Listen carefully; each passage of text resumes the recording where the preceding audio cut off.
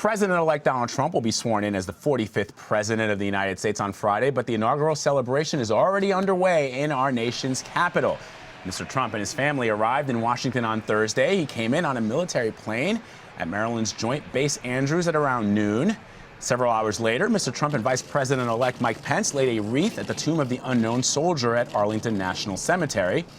Hogan Gidley, former senior communications advisor for the Huckabee campaign, and Democratic strategist Emily Tisch Sussman are in Washington, here with me at the desk with more on the inauguration and the transition. It's good to see you both. Good to see you. Happy New Year. Happy in real life, yes. in Washington. In Washington, welcome. Right? Not Thank through the you. magic box. We're in your town. I know. It's very exciting. All right, so let's talk about some of his cabinet picks. The president-elect has encountered some setbacks. Sean Spicer, who's the incoming press secretary for President-elect Trump, has had some very harsh words for the Democrats, saying that they're stalling the process. By this point, 8 years ago, President Obama had several of his cabinet picks already confirmed. Hogan, the fact that some of these guys and women will not be confirmed, is that going to have a limit in how the government is able to function? I don't think so, because a lot of the things he wants to do now, I don't know that he needs a cabinet in place to actually do. He's got obviously both chambers in the Senate and the House. And the good thing about the Donald Trump movement is it's based on results. You can't now hide behind a Democrat Senate, a Democrat White House, a Democrat Congress. We control it all. Republicans control it all. So we have the votes to get those folks through and confirmed. Elections have consequences, and a lot of Republicans were upset at a lot of the President Obama's choices. Right. They're Democrats obviously upset with a lot of Donald Trump's choices, but that's part of the process. We have a majority in every office we want to have. We control D.C. in essence. It's time to move, and it's time to move now. And if they want to get things through, it's going to be up to the Republicans to do so. But what about picks like Mike Pompeo, who's been picked to be the CIA director, General James Mattis as defense secretary? Can those positions be still unconfirmed on day one and not have people worried? Well, I can't speak for everybody whether they're going to be worried or not, but I mean, this is part of the process, and Democrats have a choice to make here. I mean, there are already several of them who aren't going to show up for the inaugural. Right. You become a stumbling block to an administration who's ready to move forward at this point. So how is that going to look for a party out of power? You become a little petulant. You become a little, it looks like sour grapes to some degree. Donald Trump has made his cabinet picks. Let's get them confirmed so we can move forward and see what happens. And those cabinet picks, actually the ones that you had mentioned, the ones that are more focused around national security and defense, those actually aren't the ones that Democrats have the real issue with. Right. It's the ones that are coming in, more like DeVos for the education right. secretary, Mnuchin for Treasury, people that really don't have experience and in fact have had careers really against the mandate of the institution that they're going to be then running. Same with the EPA and energy. Like, it's really, like, those are the places that Democrats do have real problems and have been putting up. And I have a lot of questions, quite frankly. Right. Hogan's right. Republicans run the table, right? Like, they run the institutions and set the timeline.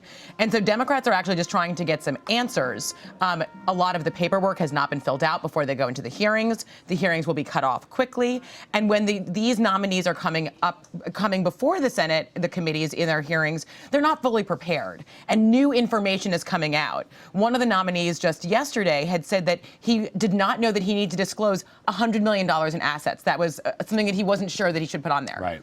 That feels like a problem. Like, if you're going to be the number one person in charge of, money, like right. in the economy, you should probably know if that's a rounding error for you or not. I don't think that's very close to the message that Trump ran on, that he was there for the people. But Draining the swamp. But it feels Draining the swamp. swampy. But you don't know the backgrounds of every single person that you've put up for the cabinet positions, and maybe that's part of the issue of any president. I mean, I think it was under Obama where, wasn't it the Treasury Secretary hadn't paid taxes in a long time too? I mean, these types of things happen. What I do find fascinating about a lot of Trump's cabinet picks, they're not yes men, not yes women. They've had completely different stances on policy discussions that Trump has made cornerstones of his campaign. I mean, Nikki Haley, my governor, for heaven's sakes, was adamantly opposed to him on Russia, talking about how Vladimir Putin was a bad actor in this world, and she hoped to bring Donald Trump along to her way of thinking. I found that fascinating. Hogan, what about for somebody, you mentioned Emily, Betsy DeVos, somebody who has been nominated to be the education secretary. Her answers to the Democrats' questions were lacking for a lot of people. Somebody who has never attended public schools, her kids haven't attended public schools, her whole career has been spent lobbying against the education department as it is right now. And there's an understanding from Americans that they want a fresh voice. But when you answer the questions and it appears you don't even know the laws of the land as it relates to children's education, is that a place perhaps where Republicans might take a stand and say, look, with this one pick, we have some reservations? Quite possibly. I mean, obviously they have the votes to put through anybody they want to put through at this point. But look, it's no secret education is a problem in this country. Public education is down. My mother was a public school teacher. I'm from the public school system. I understand. I love public schools.